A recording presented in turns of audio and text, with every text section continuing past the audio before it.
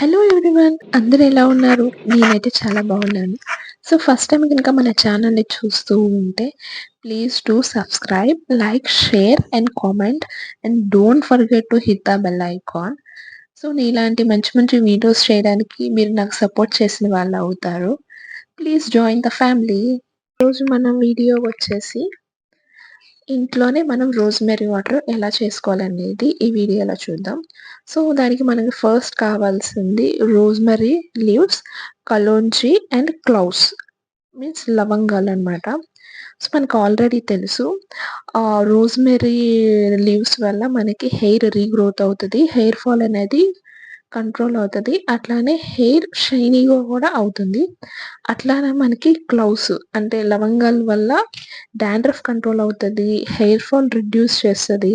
Hair regrowth అవుతుంది. మనకి అది స్కాల్ప్‌కి అప్లై చేయడం వల్ల బ్లడ్ సర్క్యులేషన్ బాగా అవుతుంది హెడ్‌కి. దానివల్ల మనకి హెయిర్ రీగ్రోత్ అవుతుందనమాట.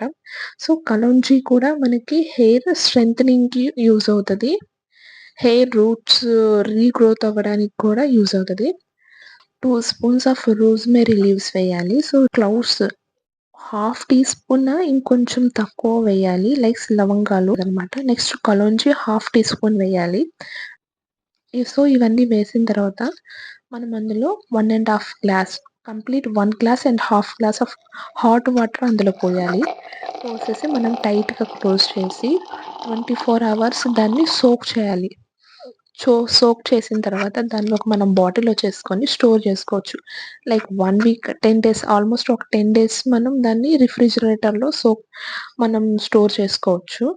స్టోర్ చేసుకొని బిఫోర్ హెడ్ బాత్ లైక్ మనం ఒక half an hour before head bath చేస్తామనగా దాన్ని స్ప్రే చేసుకొని హెడ్ బాత్ అయినా చేయొచ్చు.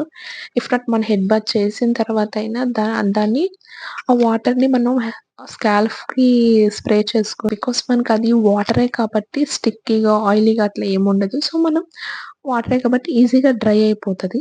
సో, వీక్‌కి మనం ఒక 4 టైమ్స్, 5 టైమ్స్ గాని యూజ్ చేస్తే కొంచెం బెటర్ రిజల్ట్ ఉండిద్ది. అదే అనమాట మన వీడియో ఈరోజు.